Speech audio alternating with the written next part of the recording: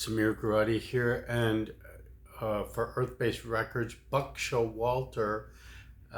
My stage name is Earthfaith, and I'm here to talk about the new Supreme Court term 22-23, with the decisions, many of them coming out in 2023.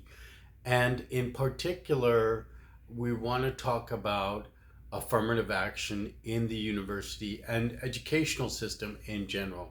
The Fair Admissions Board, it's a plaintiff in this case, and they want to sue about affirmative action policies. These are policies where race is used as a factor in admission in universities, but these two cases, one involving Harvard University and the other involving the University of North Carolina, these two cases, which are before the Supreme Court in this term, and I believe they're going to be heard at the end of October, just around Halloween, and they implicate the practice of using race as a factor in admissions in college admissions, and not only in college programs, but these cases would implicate K through 12 programs where racial issues are used in the educational system. Now, from a faith perspective, there is another way to look at things. Now, once we have recognized race as a reality, then certainly there is a racial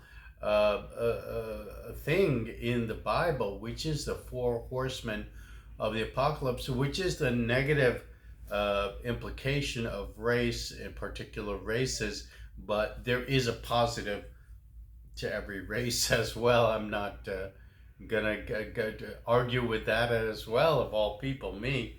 But the four horsemen of the apocalypse starts with the white horse representing property, the black horse representing famine, the pale horse representing plague, and the red horse or reddish brown horse representing war. Now, does that mean every white horse is an expert on property matters?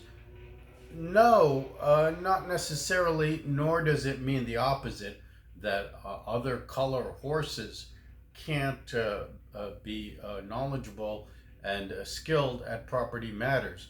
But once we accept race as a reality in the Bible, these four horsemen is the example I want to work with, because basically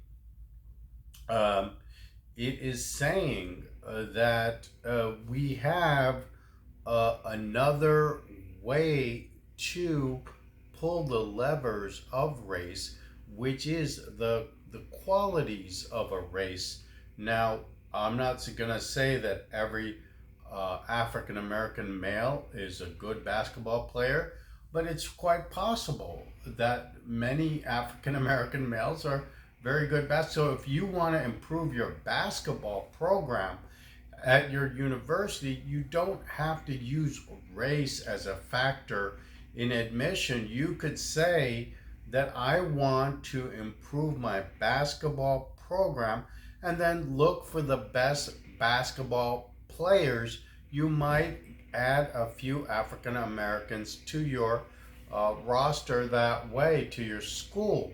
So I think it's important for universities to think beyond race, just like the Bible, looking at the white horse, the black horse, the pale horse, and the red horse, and what are they expert at, whether property, famine, plague, or war. This is an approach, a faith-based approach to college admissions that the Supreme Court might consider And I gave you the example of basketball. Now, in Harvard, the case in Harvard involves Asian Americans. Harvard actually does have a lot of Asian American students, and the case suggests maybe that they're turning away qualified students to achieve racial balancing. But what they need to do, perhaps, is to have an admission objective. Whether financial property issues. We want to have more property people. We want to have more doctors. We want to have more basketball players, whatever it is. This is the admission policy which can achieve objectives of a balanced, racially balanced student group without using race directly as a factor. And we want to wonder, how is it that, for example, the University of North Carolina says, no, there are no way to do this without race, using race as a factor.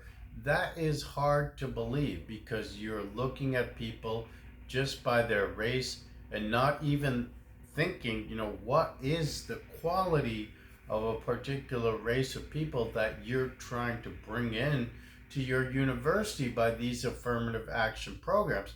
Now, the case in particular, which the Supreme Court will likely overturn or adjust, is the University of California versus Bakke. I am University of California is one of my alma maters. I went to Berkeley for law school and business school, and Bakke is the case, the affirmative action case where diversity was allowed to be used as a factor in the admissions process. Now, what the Supreme Court will eventually do, we'll find out in this term, 2022-2023 of the United States Supreme Court.